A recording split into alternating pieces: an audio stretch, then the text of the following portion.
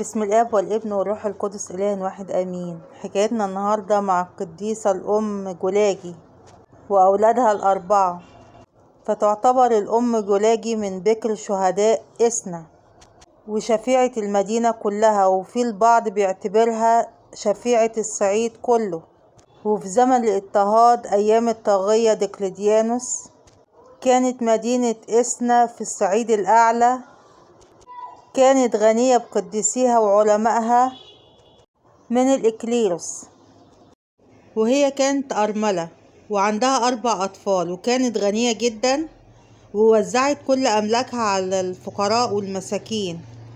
ولما دخل والي أنصينا ريانوس لمدينة إسنا، ولما لقوا الصبية ال4 كانوا بيشيلوا على دبتهم البطيخ وأعمال الغيط، أمرهم إنه يجي معاهم ويسجدوا للأوثان، لكن بكل شجاعة رفضوا بشدة ورفضوا إنهم يسجدوا للأوثان. فحاول يغريهم بشتى الطرق لكن هم رفضوا، ووصل إن أمرهم إنهم لو ما سجدوش للأوثان هيلحق بيهم الأذى حتى الموت. وعلى كده أمهلهم أيام عشان يترجعوا عن الإيمان اللي هم متمسكين بيه، لكنهم لم يرجعوا عنه أبدا. وطار الخبر للأم جولاجي، فراحت بسرعة للقصر، فدخلوها السجن مع أولادهم، فظلوا يصلوا هم ال5 قدام ربنا، وكانت بتطلب عون إلهي إن ربنا يديهم الشجاعة والقوة والثبات على الإيمان قدام الاضطهاد.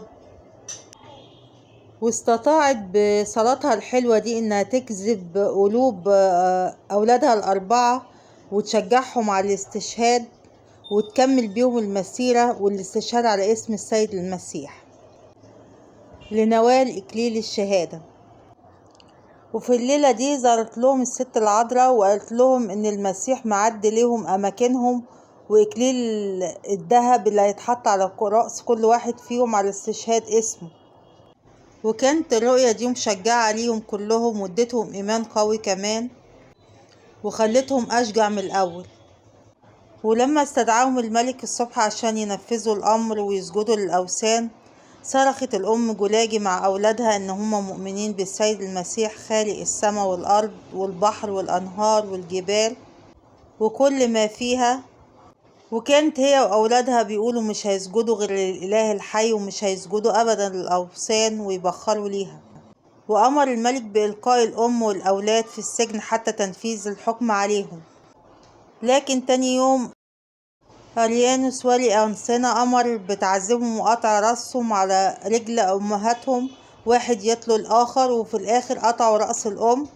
بركة صلواتهم تكون معاكم ومعانا أمين، ونالوا إكليل الشهادة.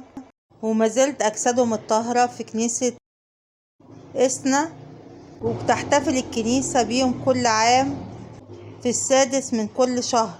بركة صلواتهم تكون معاكم ومعانا أمين، وبركة أمنا العذراء أولا وأخيرا. واذكرونا دايما في صلواتكم. بركات القديسين تحل عليكم وعلينا أمين. وما تنسوش تشتركوا معانا في القناة وباللايك والاشتراك نرفع القناة الصغيرة وتبقى كبيرة. أشكركم كتير وصلوا من أجلنا، وأنا كمان هصلوا من أجلكم. أمين يا رب.